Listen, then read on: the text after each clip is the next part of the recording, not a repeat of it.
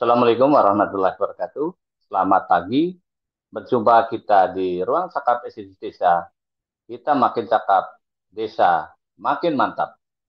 Saya Imanuddin, host Ruang Cakap SDGs Desa. Hari ini kita akan membahas materi tentang praktek pencatatan aset desa pada episode 58. Dengan narasumber beliau Bapak Ivanovic Agusta, Kepala BPI Kemendesa Pembangunan Desa Tertinggal dan Terintegrasi, dan Bapak Arif Prianto, Esos, Kepala Dinsos Permades Kabupaten Banyumas. Salam sehat dan salam berkaya untuk seluruh kerabat SDGs Desa.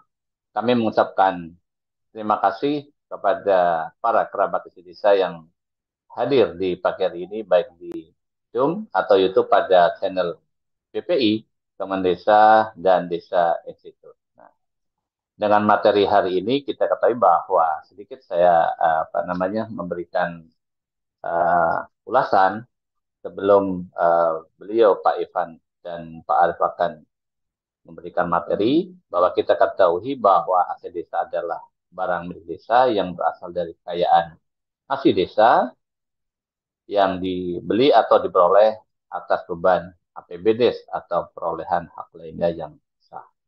Sehingga untuk mengetahui barang milik desa atau aset desa harus dicatatkan dalam kekayaan desa. Dan nanti kita akan ikuti bagaimana pencatatan ini dalam sebuah praktik pencatatan aset desa.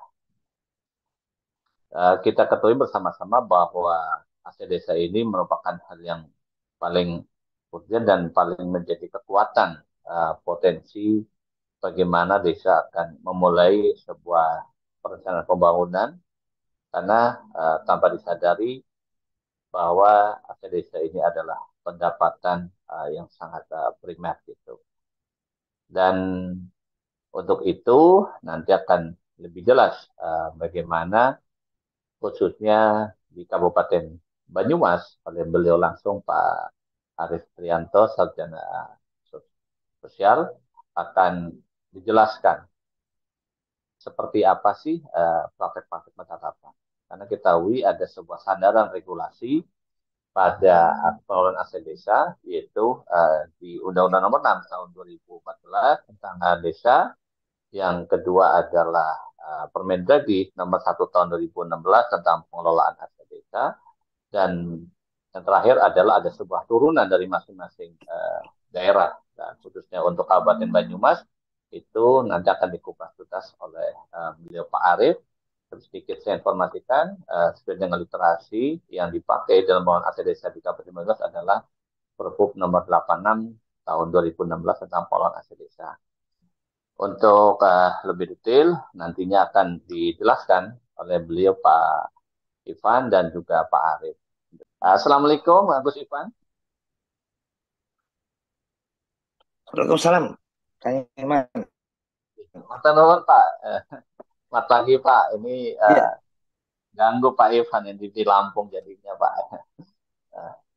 Ini Pak, enggak. ini, alhamdulillah nih Pak, Pak Arif sudah siap dan ini sudah tinggal Iya, menunggu di Zoom, dan beliaunya udah siap untuk memberikan kita saling berdiskusi bagaimana Kabupaten Banyumas dan oleh Pak Hadis akan dijelaskan tentang pencatatan praktek aset desa, tentunya oleh Kementerian Desa. Kemarin kita telah membahas tentang kekuatan laporan APBD tahun 2022 tahun 2023, dan ini sangat menarik. Untuk itu saya ucapkan Assalamualaikum Pak Arif.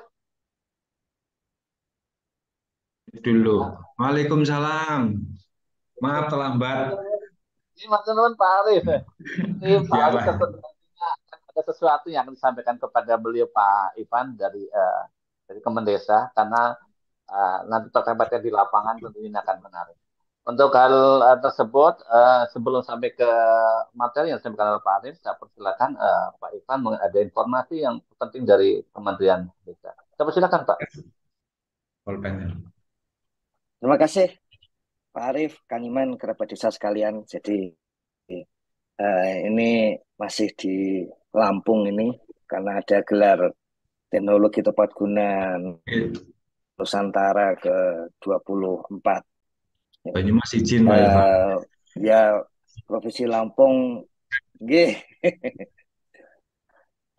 Provinsi Lampung eh, kemarin ketemu dengan Bapak Kepala Dinas PMD Jawa Barat karena tahun lalu kan di Jawa Barat dengan Ibu Kepala Dinas PMD Lampung gitu. Jadi semua saling belajar melihat yang dulu, jangan sampai apa namanya itu, ya jangan sampai lebih kurang dari yang dulu gitu, pengen lebih gitu. Jadi itu yang membuat berbagai kreativitas baru di Lampung gitu.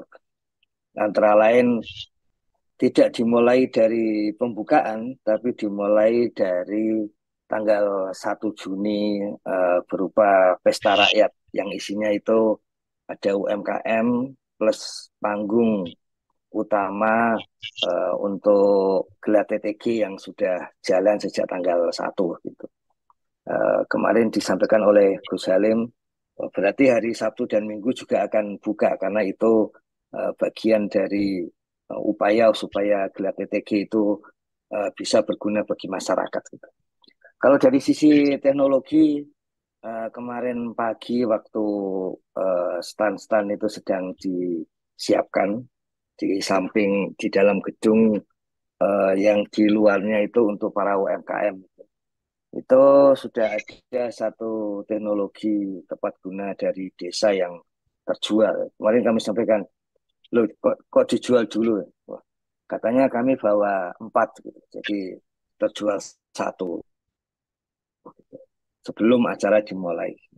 Ya harganya juga tidak mahal ya, apalagi dengan adanya dana desa, kemudian ADD, bantuan pangan dari provinsi, dari kabupaten itu relatif jadi murah gitu.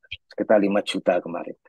Jadi kalau itu terjual sebelum pameran, membuat optimisme dari stand-stand yang lain bisa terjual nanti sebelum kembali lagi ke daerah masing-masing. Tadi malam sudah dilakukan gala dinner. Sekarang lebih jelas, artinya lebih lebih mudah untuk memahami segala sesuatu berkaitan dengan teknologi tepat guna itu sebagai pembuat ekosistem teknologi tepat guna. Termasuk hubungan-hubungan informal itu jelas penting, tidak hanya hubungan-hubungan formal. Karena di dalam hubungan informal itu bisa muncul ide dan pengetahuan baru. Sama, Gus Halim, Menteri Desa, PDT, dan Transmigrasi juga mengembangkan hubungan informal di kantor, terutama ketika kita sedang membutuhkan ide-ide baru. Hari ini kalau apa kami lihat sih kemungkinan cerah mulai nanti jam 9 pagi. Kemudian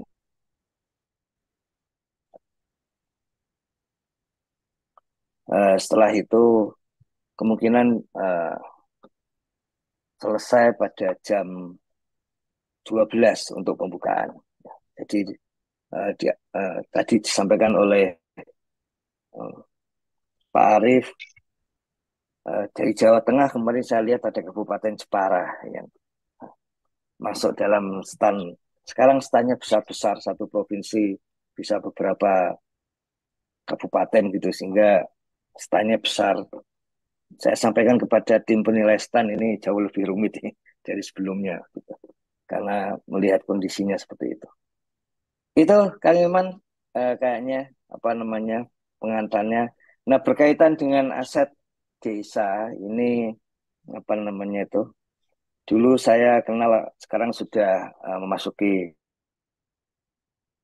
Purna Bakti. Saya kenal uh, staf di Kementerian Dalam Negeri dan kemudian menjadi pejabat lalu menjadi PLT yang mengurusi aset desa. Itu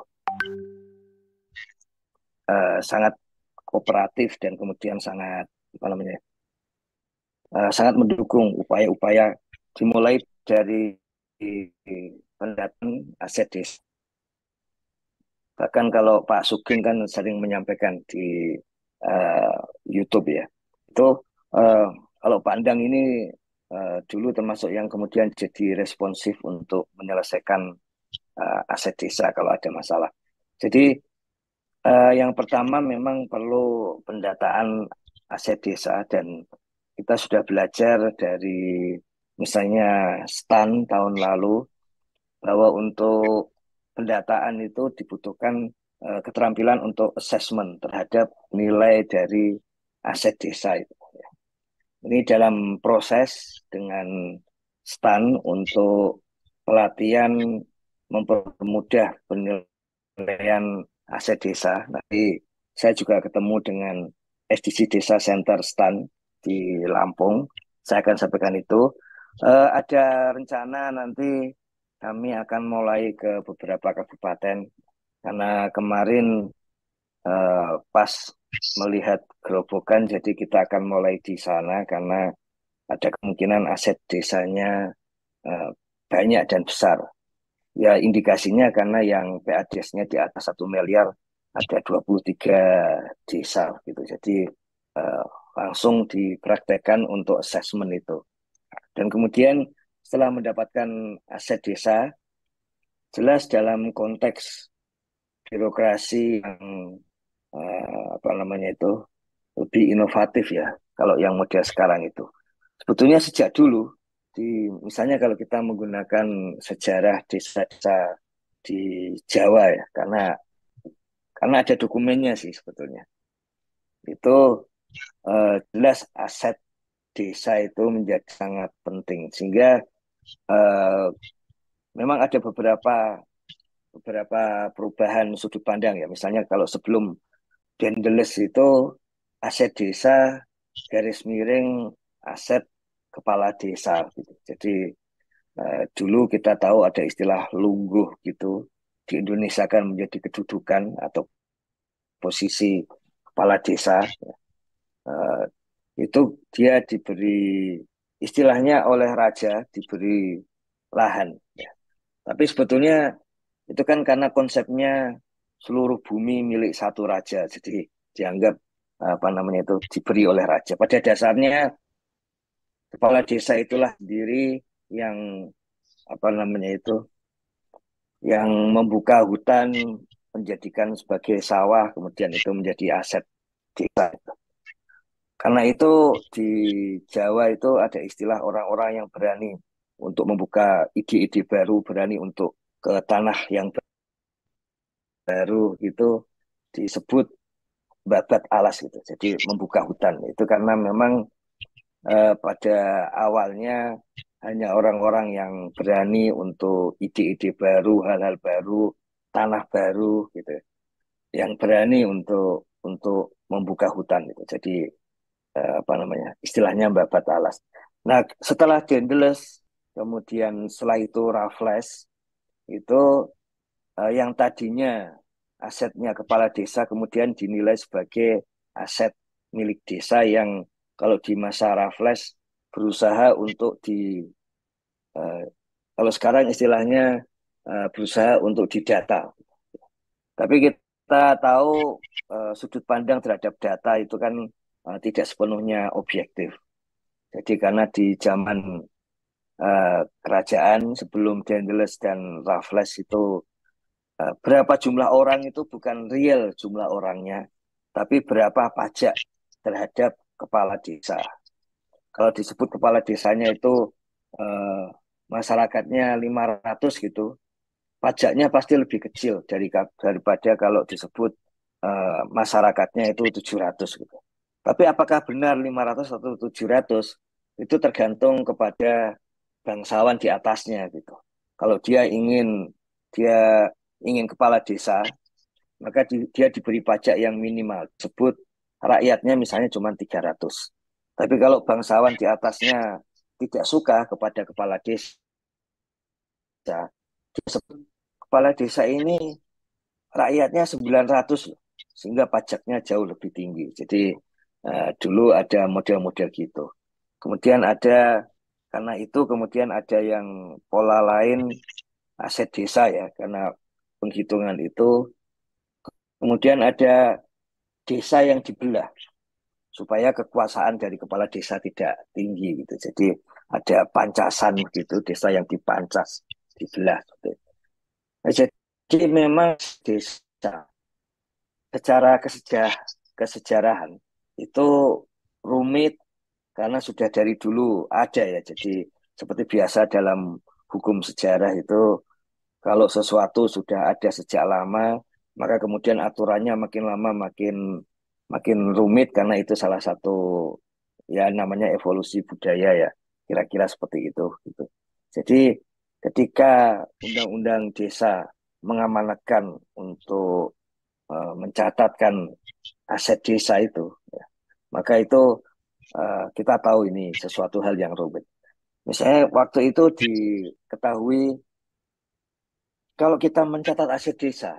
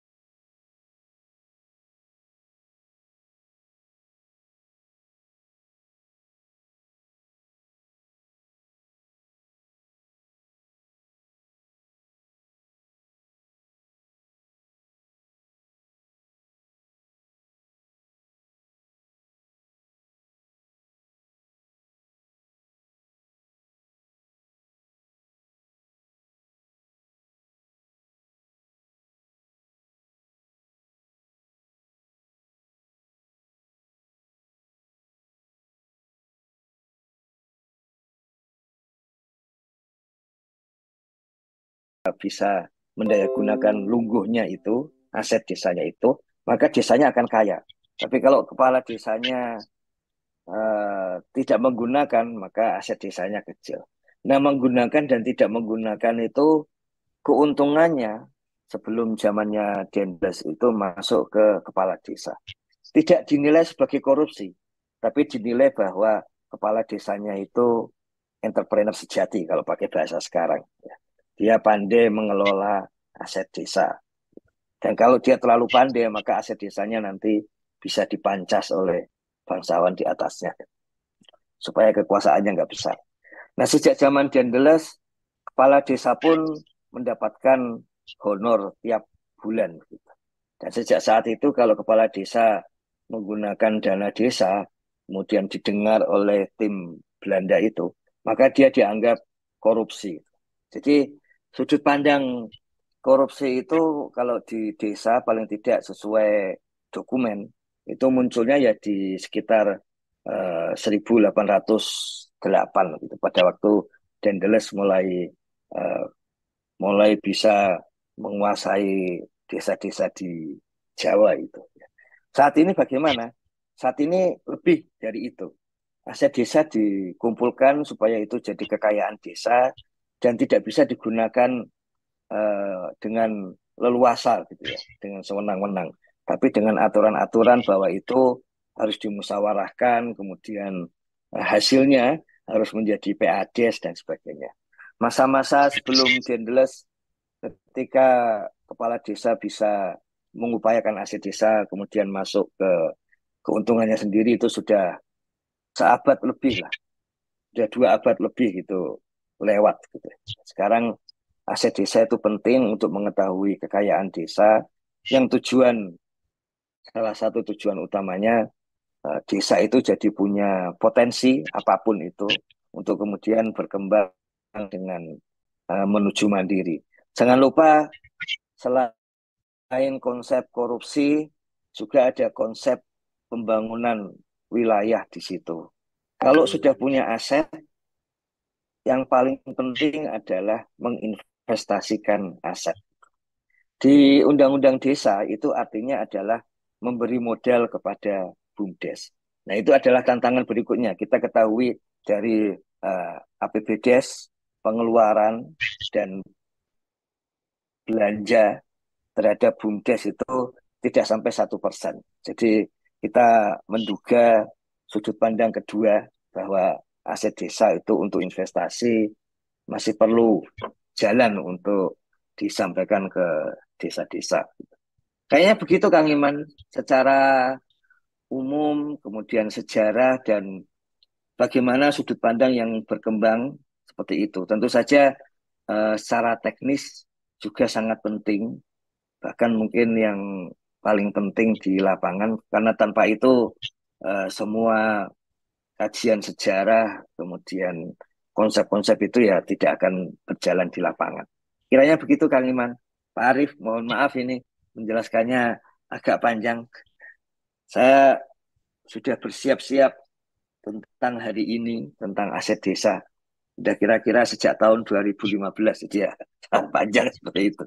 Terima kasih Kang Iman. Pak Arief, monggo. Terima kasih Pak Irfan. Ini jadi sebuah tantangan ini. Bagaimana nanti Pak Alfa akan menjawab sebuah apa namanya PAD itu menjadi aset investasi ke BUMDes gitu. Untuk itu saya persilakan Pak Arief untuk bisa memberikan apa yang menjadi sebuah diskusi pada pagi hari ini. Saya persilakan Pak Arief sepenuhnya.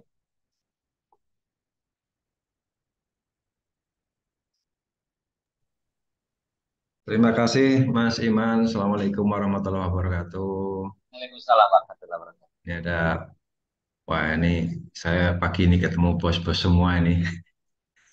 Mohon maaf Pak Ivan, ini Banyumas nggak ikut ke Lampung ini Pak.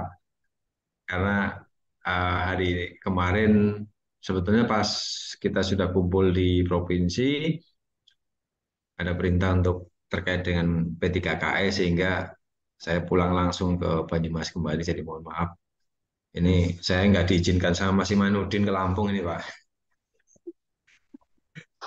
Dan terima kasih ke Pak Itong ya, Pak Ahmad ya, Pak Mursid, matur nuwun waktunya, Mas Imanuddin, mohon maaf ini tadi saya mau Zoom dari rumah tapi takut nanti berangkat selesai acara baru berangkat saya telat absen Mas. Jadi akhirnya tadi saya harus berangkat dulu dari rumah, mohon maaf tadi agak terlambat gitu. Baik Pak, kalau saya prinsipnya kita sangat sepakat terkait dengan pengaturan-pengaturan tentang set, baik itu di Permendagri 1 maupun di Perpu 86. Namun ada hal yang sangat menarik ini Pak Ivan. Dan ini di wilayahnya Mas Imanuddin ini kebetulan. Lagi coba kita semacam lagi kami coba susun semacam kayak SOP, tetapi tentunya nanti kami akan berdiskusi di tingkat kabupaten dulu dan nanti akan kami diskusikan dengan teman-teman di Kemendes. Terkait dengan pemanfaatan lahan Pak Ivan dan teman-teman sekalian. Ini di tempatnya Mas Imanuddin ini ada sesuatu yang unik ini. Sudah 5 tahun terbengkelai dan alhasil zong gitu ya Mas Imanuddin ya. Jadi ini memang geliat pemanfaatan lahan di daerah ini sangat, tadi saya sepakat dengan Pak Ivan, ini lagi gencar-gencarnya, lagi gencar-gencarnya mereka kemudian untuk ikut bagaimana aset ini menjadi sumber pendapatan bagi desa. Sudah cukup banyak Pak. Hanya saja terus terang yang sering saya sampaikan kepada teman-teman, kita harus berhati-hati karena pada kenyataannya di lapangan kita berbicara pada dua posisi Pak Ivan dan teman-teman, yaitu posisi masa lampau sebelum adanya Permendagri 1 2016 itu dan posisi sekarang. Kalau tadi kan Pak jauh nih menyampaikan sampai ke zaman 1800-an gitu ya. Dan ini kemarin kita menarik Pak, karena ini di Banyumas itu kemarin masalah aset, wabil khusus masalah bengkok itu menjadi sesuatu diskusi yang cukup cukup intens dengan teman-teman PPDI. Sampai kemudian saya menemukan ada salah satu pasal di Undang-Undang PA ya, yang menyatakan sejarah tentang tanah bengkok gitu Pak. Jadi ini memang cukup menarik. Nah, permasalahan-permasalahan yang kami hadapi yang pertama adalah mungkin nanti di lain daerah juga hampir sama. Masa lampau ini kita mau menyelesaikannya seperti apa? Sementara dengan terbitnya Permendagri 1 2016, teman-teman tadinya asik tidak konsen. Begitu sekarang muncul banyak desa-desa yang begitu berhasil menggunakan aset menjadi dimanfaatkan secara maksimal, mereka berlomba-lomba tanpa kemudian prosedur maupun aturan-aturan yang harus mereka persiapkan itu main lompat, Pak.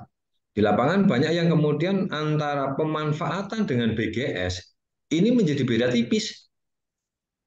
Jadi ada yang tahu-tahu ini sebetulnya BGS, tapi mereka menggunakan pemanfaatan. Itu pertama. Yang kedua, SOP, Pak. Kalau di Permendagri kan belum diatur SOP, Pak. Kalau di Permendagri terkait dengan sistem yang pengelolaan aset daerah, kita sudah clear. Tapi kalau itu disandingkan dengan untuk mengerjakan di aset desa, ya kasihan desa, Pak. Sehingga SOP itu, saya tadi tertarik Pak Ivan menyampaikan terkait dengan assessment. Kebetulan kemarin kami ya alhamdulillah sih sudah clear Pak. Terkait dengan penilaian kontribusi Pak Ivan.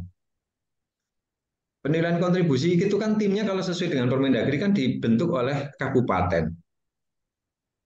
Nah, kemarin sempat, walaupun ini alhamdulillah sudah berjalan lancar sampai sekarang, itu kita minta bantuannya ke KPKNL, Pak. Nah, sempat KPKNL menyampaikan, kami menilai barang negara, Pak, barang daerah ya. Ya kita balik, kita sambil guyon, biasa orang Banyumas kan senangnya guyon ya.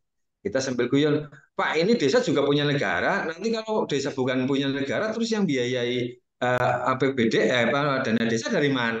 Akhirnya ketemulah guyon-guyon itu. Alhamdulillah ini saya juga melaporkan Mas Iman, insya Allah kontribusi penilaian dalam minggu depan bisa selesai, sehingga ini sering tidak dilalui Pak. Nah kemudian kalau di pasal itu kemudian disebutkan segala biaya ditanggung pihak ketiga Pak, ini ada celetukan yang menurut saya perlu kita inikan bahwa kalau itu dibiayai pihak ketiga itu nanti gratifikasi loh. Nah ini Pak. Nah sehingga padahal di pasal itu dibolehkan, di Permendagri itu boleh bahwa itu diinikan dengan pihak ketiga dari proses pelaksanaannya. Ini yang terjadi case di daerahnya Mas Imanuddin dulu seperti itu. Kemudian terjadi permasalahan. Nah, alhamdulillah untuk saat ini sedang kita perbaiki, tetapi kami sudah berkonsultasi dengan provinsi dan ini kebetulan dari provinsi juga dikirim lagi ke Kemendagri. Nggak tahu ini sudah di Pak Sugeng atau belum. Kami berencana mau ke Kemendagri. Ini bulat ini Pak Iwan.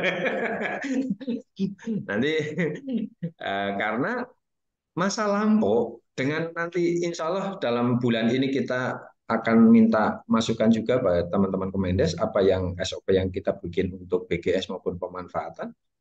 Bagaimana penyelesaian masa lampau, Pak? Dan kemarin saya guyon dengan teman-teman Kades, janji nggak dengan saya nanti kalau yang masa lampau kita benerin, desa nggak nuntut sewa loh sama Pemda, karena banyak aset desa yang digunakan oleh Pemda, Pak. Contoh yang SD, puskesmas, nah ini nanti Mas Imanudin terus ngomong sama Kades, wah itu berarti harus sewa itu, air repot Pak. Dihitung dari 2016 bangkrut nanti Pak itu Pemda. Nah ini kasus-kasus ataupun permasalahan yang cukup menarik. Belum lagi Bapak kemarin memang saya sampaikan juga bahwa teman-teman terkait dengan aset ini si Pades dengan Siskudes kalau bisa ada semacam sinkronisasi Pak. Karena kemarin waktu kami masih di wilayah saya sampaikan coba kita bayangkan manakala si Pades kita betul-betul isi, kita betul-betul rigidkan, kemudian dihadapkan dengan Siskudes. Kenapa? yang menjadi permasalahan di lapangan, Pak, itu bukan desa tidak mau, tapi ini kualitas dari SDM desa yang harus kita support betul. Saya bisa mengajak teman-teman untuk membayangkan bersama. Kita saja kalau suruh pegang satu aplikasi, kadang sok bingung. Kan gitu, Pak. Desa itu ada 12 aplikasi, Pak. Ini, satu desa ada 12 aplikasi. Ya, ketemunya cuma orang-orang itu aja, Pak. Ketemunya balik lagi nanti Mas Imanuddin yang dipanggil, tolong dijelasin. Nah, ini nanti teman-teman pendamping desa julukannya profesor semua, Pak, karena si segala tahu itu kan. Nah, ini juga perlu menjadi pertimbangan. Kami sangat support di Pemda Banyumas juga, dengan segala keterbatasan kita support terus terkait dengan SIPADES ini agar nanti bersinkron dengan uh, Siskudes. Karena yang kami takutkan akan muncul piutang, Pak, di Siskudes itu, di menu LKMD, laporan kekayaan milik desa itu akan muncul piutang, Pak. Lah ini kalau piutang muncul kan nggak tahu nanti pendamping desa ini masih Manudin mau memperbaiki piutangnya bagaimana kan gitu, Pak. Nah, mohon sekali lagi secara umum saja, sebetulnya saya ditugasi untuk paparan tapi kita mending lebih lebih enak seperti ini. Jadi permasalahan di lapangan yang pertama adalah SDM, Pak. Satu, si Pades kita fix, kita dalam arti kita support total.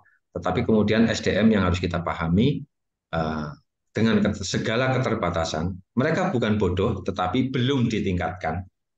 Perlu ada peningkatan kapasitas untuk mereka. Yang kedua adalah nanti terkait dengan pemanfaatan lahan yang khususnya apa namanya kerjasama dan bangun guna serah maupun bangun serah guna.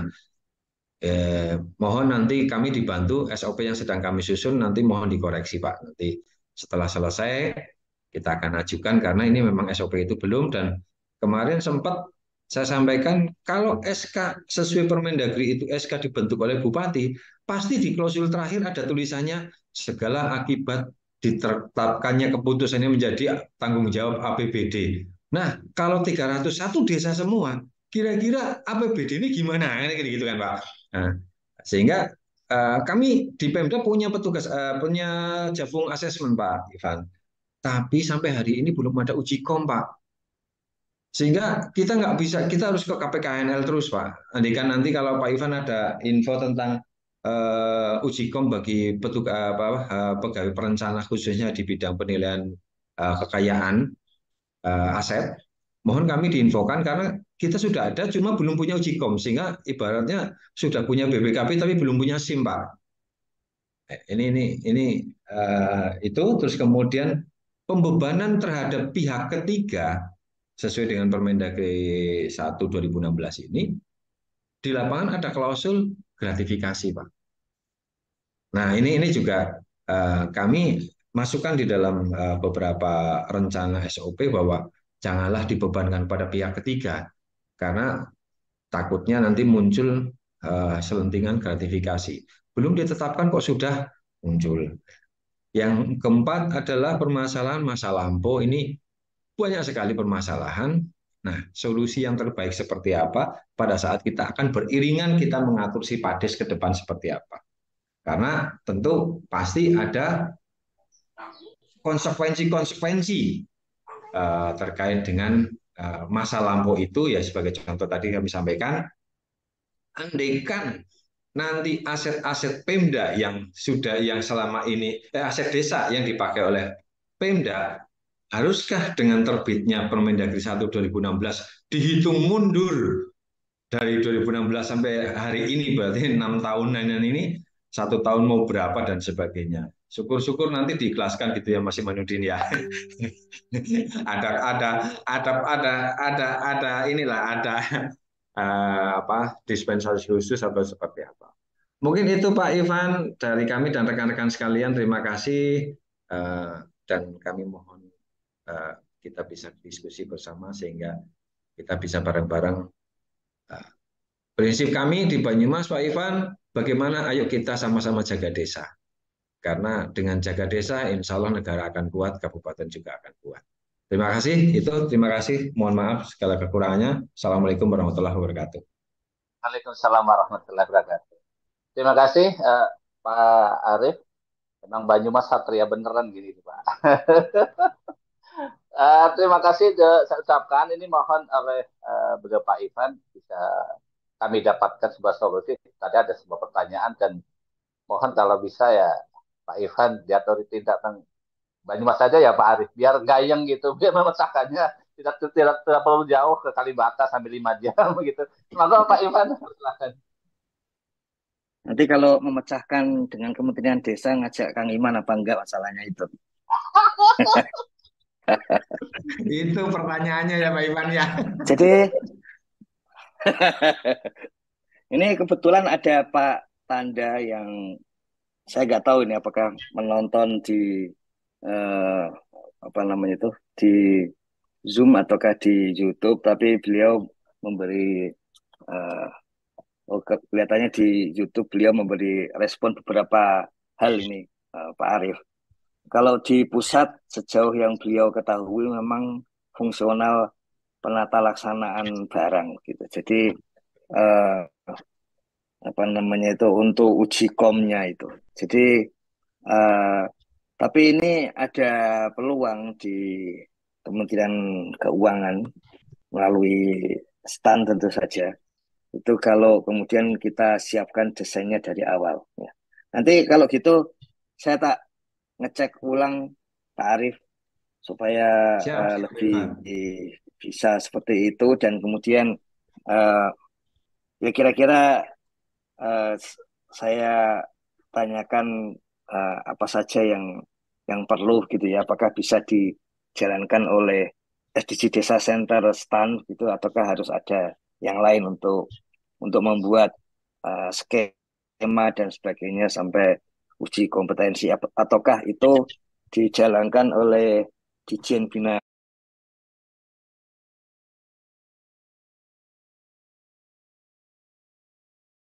ajarkan bersama-sama dengan STAN. Nanti kita coba Pak Arief, ini hal-hal yang harus segera beres. Dan waktu itu Pak Endang memang menyampaikan logika legal bahwa karena basisnya Permendagri, maka kalau ada masalah, apa namanya itu, pemecahan-pemecahan yang harus melalui diskresi bisa dilakukan oleh Pak Mendagri, karena kan yang bikin peraturan Mendagri gitu. Negeri Termasuk ya. tadi, uh, iya, sih, waktu itu sih kami biasanya turut membuat apa draft draft memo penyelesaian ya, tapi sudah agak lama itu tahun 2007 2008 ya. Nah, sekarang belum tahu memonya, nanti saya tanya Pak Eko, Pak Dirjennya itu.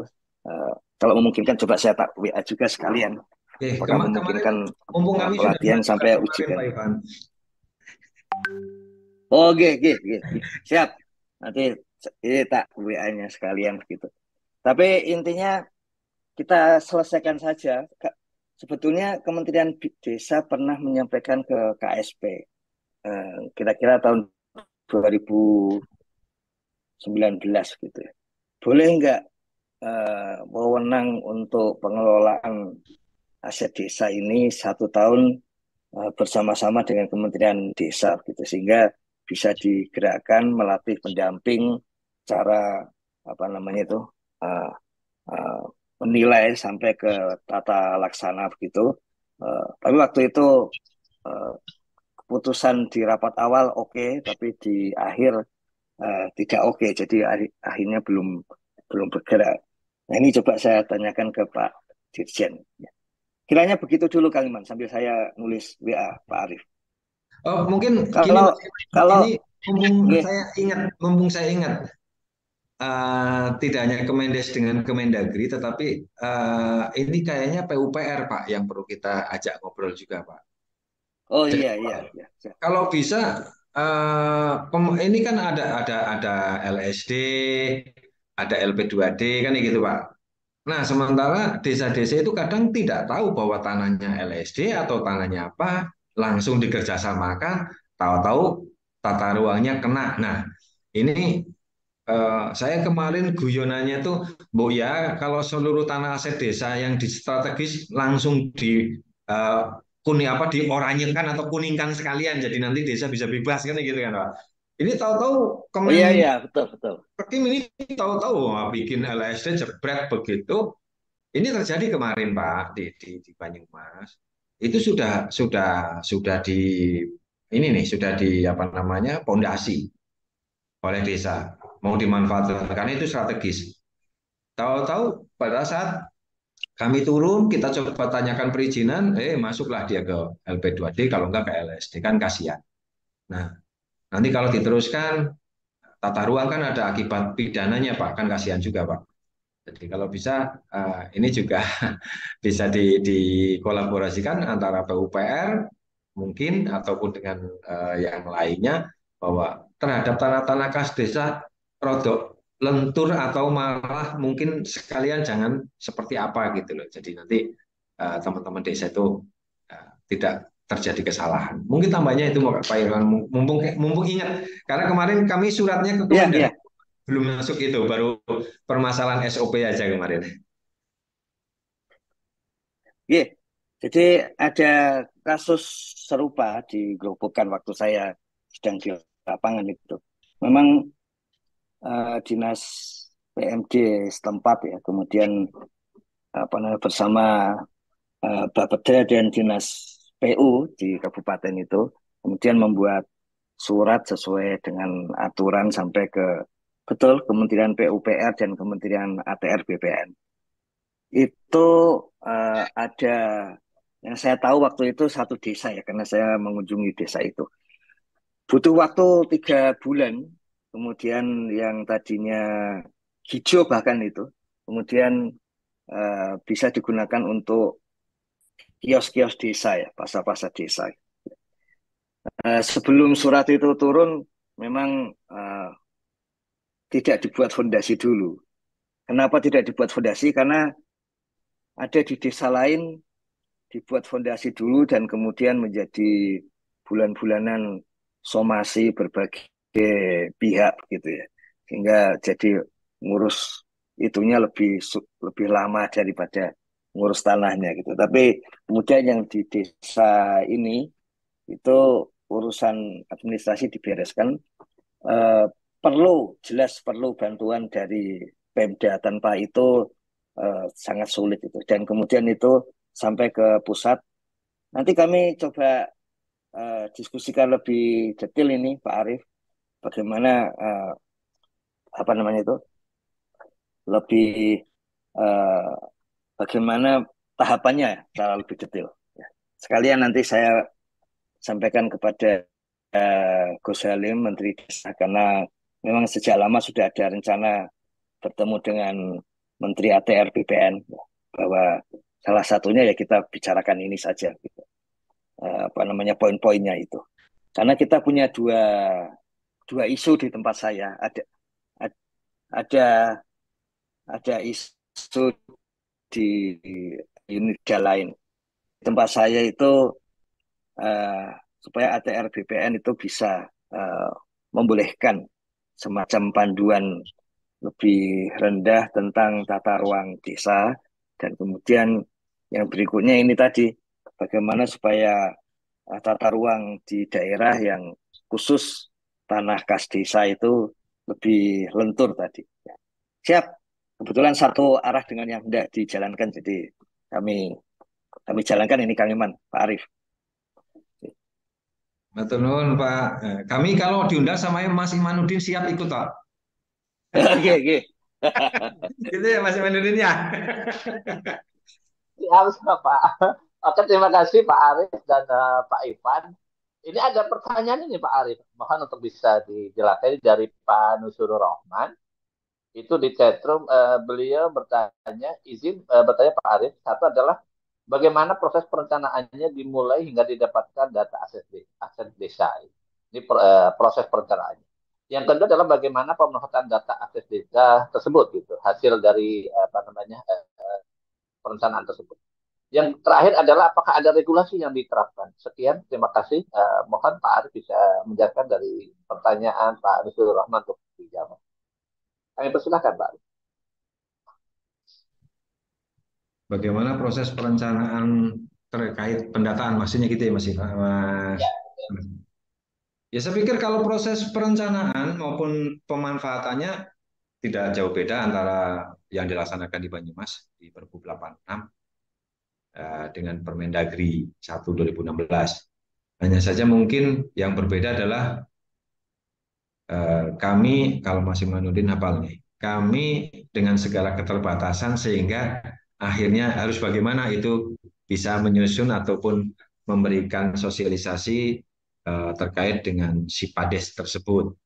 Dan ini peran pendamping desa cukup besar ini Pak, karena mereka lah yang menjadi kepanjangan kita untuk bagaimana mereka membackup teman-teman desa terkait dengan proses perencanaan dalam pengisian itu.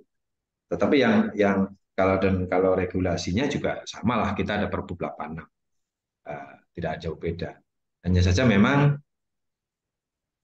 secara kebetulan ya yang tadi saya sampaikan di tempatnya Mas Imanuddin itu ada satu aset desa yang cukup menggiurkan karena nilainya itu fantastis itu Pak Ivan. Nilainya fantastis itu di wilayahnya Mas Imanuddin, sehingga memang akhirnya kita mencoba mulai dari proses perencanaannya, pemanfaatannya itu kami dari Dinsos itu melakukan pendampingan ketat dari mulai proses perencanaan, sehingga kami tadi sampaikan ke depannya kita akan mengusulkan sebuah SOP bagaimana pemanfaatan aset ini melalui pola kerjasama maupun kerjasama pemanfaatan maupun BGS atau BSG, tetapi yang betul-betul menguntungkan desa dan tidak bermasalah.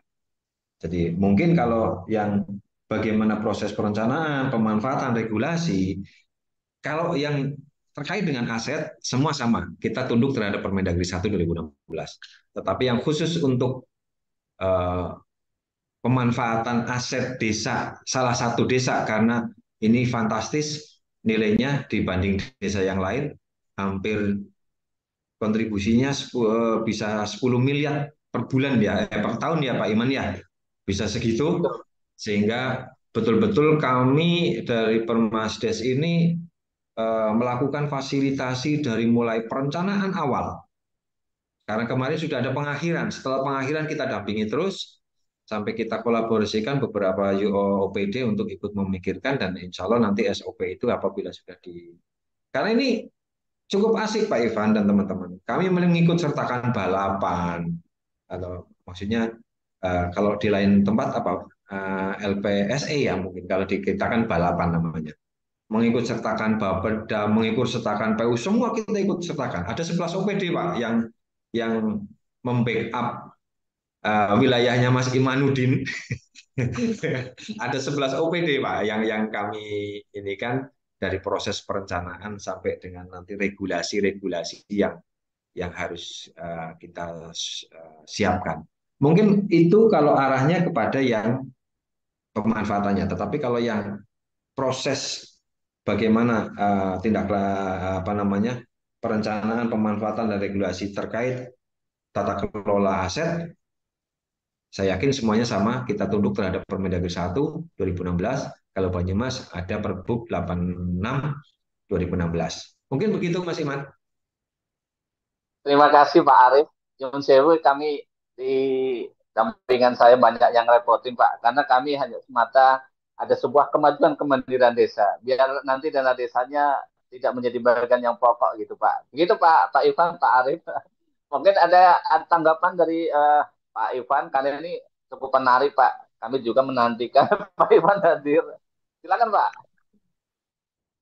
Iya, memang di akhir ya, di bulan apa namanya itu November, Pak Arief, tahun lalu itu kami dipanggil oleh Pak Menteri waktu itu untuk mendata gitu ya. Kemudian kami hubungi Bina Pemdes dan STAN Pak Tanda gitu. Eh, karena soal aset desa itu salah satu concern kami waktu itu ya di tahun 2018-an tadi itu. Kenapa concern ya? Karena sudah terlanjur mempelajari sejak zaman dulu sampai sekarang. Jadi sayang kalau pengetahuannya nggak digunakan gitu. Jadi termasuk bagaimana untuk apa namanya menyelesaikan persoalan-persoalan lapangan itu. Waktu itu ketika PLT direkturnya Padang memang beberapa kali ke lapangan menyelesaikan itu dengan ada yang dengan Pemda, ada yang dengan swasta dan sebagainya. Kalau dengan Pemda ya relatif sebetulnya sama-sama pemerintah gitu sehingga Pemdes dan Pemda mudah mengambil kesepakatan. Yang dengan swasta tapi ada oknum yang ingin ambil keuntungan dari hubungan itu yang biasanya lebih lebih sulit gitu. Tapi ada seperti biasa kata Gus Salim di semua kebijakan itu tidak ada yang sempurna, selalu ada celahnya. Makanya kalau di Kementerian Desa ada tim Sapa Desa yang tugasnya menampung, mendengar apa saja kondisi lapangan yang harus diselesaikan gitu. Jadi ini juga sama, selama ini ya diselesaikan satu persatu. Apakah kesepakatan tadi yang disampaikan sudah lahan sudah dipakai sejak tahun 2015, masa sesama pemerintah harus jeruk makan jeruk dan seperti itu. Jadi bisa diselesaikan gitu. Uh, Sehingga ya untuk kedepannya dan tidak harus jadi uh, sewa kepada sesama pemerintah juga itu double account nanti. Kayaknya ada pendapatan yang besar padahal itu diambil dari sektor pemerintah yang lain kan sama saja nggak ada pendapatan sepertinya. Idenya begitu. Dan apa namanya itu? Ya polanya sebetulnya sama di semua negara. Kalau zaman dulu di semua kerajaan ya ingin mengetahui kekayaan kerajaannya secara keseluruhan. Kita juga ingin mengetahui aset seluruh kekayaan Indonesia gitu. Kementerian Keuangan sudah menjalankan dengan lebih detail ya seperti biasa karena mereka tahu lebih dulu ya. Eh, Kalau yang kita sebetulnya kita tahu desa juga sejak dulu ada sejarahnya, cuman kan beda. Bukan sejarah modern yang harus dicatat. Kalau enggak berarti ada masalah kan, sejarah desa enggak seperti itu masalahnya. Jadi satu persatu nanti Kang Iman, Pak Arief, ya, ini apa namanya sudah saya kirim WA ini ke Pak Dirjen, sepertinya belum terbaca beliau sampai menjelang akhir acara ini, tapi uh, saya kira nanti setelah dibaca akan dijawab nanti uh, kalau memang jawabannya sangat penting dan itu nanti kami sampaikan lewat daily report pendamping desa maupun tim Sapa Desa menyampaikan ke seluruh kepala desa gitu. Jadi yang kami tanyakan tadi yang Pak Arief sampaikan soal uh, pelatih dan kemudian diakhiri dengan uji kompetensi untuk aset, apakah bisa sekaligus aset desa dan sekaligus aset daerah gitu sehingga bisa dijalankan melalui Kementerian Dalam Negeri. Untuk yang Kementerian PUPR serta ATR BPN ini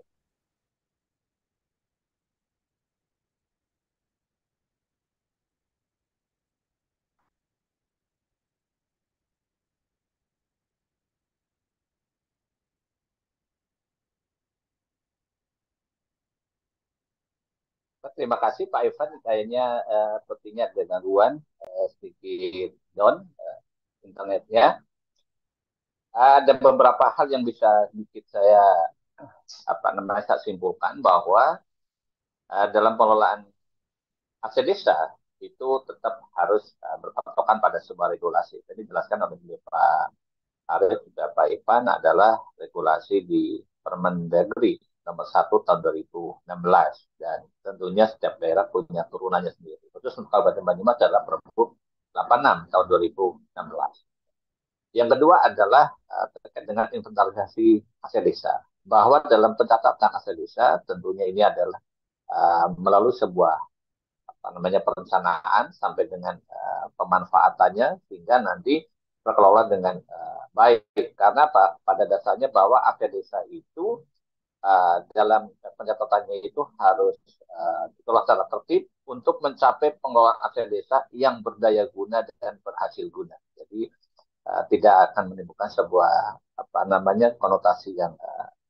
tidak bagus karena biasanya kalau ada pengelolaan aset desa itu kan ada aturan yang tadi disampaikan oleh Pak Arif itu ada berapa persen sih gitu ya atau berapa bagian yang harus dikelola untuk kesejahteraan masyarakat untuk kesejahteraan para apa namanya aparatur pemerintah desa gitu ya dan kiranya ini mohon maaf Pak Ivan posisinya adalah apa namanya internetnya agak down gitu ya dan sebelum kami tutup mungkin ada Pak Arif yang akan disampaikan kepada kami semua yang hadir di Zoom meeting ataupun di YouTube di ruang sakrasi desa karena selama ini adalah tentang aset desa itu bisa disampaikan ini harus mundur atau diperhitungnya itu mundur atau maju setelah Permendagri 1 2016 dan kita ketahui jangan sampai kita berurusan ke hal-hal yang belum ada sebuah ketetapan secara konstitusi. Kami persilahkan Pak Arif. Terima kasih Mas Iman untuk semuanya saja ini Pak Ivan mungkin di Lampung sinyalnya lagi susah atau mungkin ada gajah lewat ini Pak Ivan jadi sinyal ketutup gajah ini. Baik teman-teman sekalian sekali lagi terima kasih. Saya hanya berharap mari kita bareng-bareng jaga desa karena melalui aset ini memang banyak hal yang kita hadapi di lapangan dari mulai masalah bengkok mereka minta menjadi tetap melekat dan sebagainya ini kan juga bagian daripada aset dinamika di lapangan cukup banyak tapi insya Allah dengan sebuah semangat bahwa kita jaga desa kita akan lebih bisa memberikan pemahaman kepada mereka belum lagi nanti dengan BPD dan sebagainya yang tidak kalah penting Mas Iman saya nderek titip ke semuanya saja bahwa penguatan kapasitas perangkat ini menjadi bagian terpenting bagi kita untuk mereka bisa menguasai semuanya karena masalah aset itu masalah kecakapan. Kalau tidak cakap di desa, maka dia tidak bisa menginput apapun di dalamnya. Nah, sehingga kecakapan itulah saya harapkan Mas Iman dan teman-teman ini ada Pak Ivan juga dari Kemendes maupun dari Kemendagri kalau ada, mohon dibantu tingkatkan kecakapan desa. Kalau desa cakap, semua pasti akan terselesaikan. Mungkin itu harapan kami dari Banyumas karena banyak hal di lapangan yang terjadi. Jadi kami harapkan teman-teman semua harus bersatu, bantu kami membina desa dan mencakapkan desa sehingga desa nanti bisa menjadi lebih mandiri, bisa berdaya dan berjaya di desa itu sendiri. Terima kasih Mas Iman. Oke, terima kasih Pak Arif. Ini tentunya menjadi sebuah pemantik bagi kita semua, khususnya para pendamping adalah satu harus berani mengedukasi diri, harus apa namanya tadinya adalah mindset tumbuh gitu. Jangan sampai di kemudian hari kita keberadaannya tidak memberikan kecakapan pada desa. Dan tentunya satu hal yang saya sampaikan, terima kasih Pak Arif, Pak Ivan atas materi hari ini. Ini sungguh sangat-sangat luar biasa dan ini adalah sangat dinantikan Pak Arif. Dan mohon maaf apabila saya secara pribadi itu buru-buru ini harus disampaikan karena ini menjadi bagian. Siapa tahu nanti adalah menjadi apa namanya prototipnya bagaimana daerah itu mengelola tentang aset desa. Dan tentunya nanti Pak Arif akan banyak disibukkan kedatangan tamu dari beberapa daerah Pak Arif. Mohon maaf gitu ya. Oke, terima kasih Pak Arif dan Gus Ivan atas penjelasan materi hari ini. Dan saya juga mengucapkan terima kasih pula kepada seluruh perangkat desa yang hadir di ruang sakrasi desa. Saya ucapkan selamat berjumpa kembali di ruang sakrasi desa. Kita makin cakap, desa makin mantap. Salam eksis desa. Wassalamualaikum warahmatullahi wabarakatuh.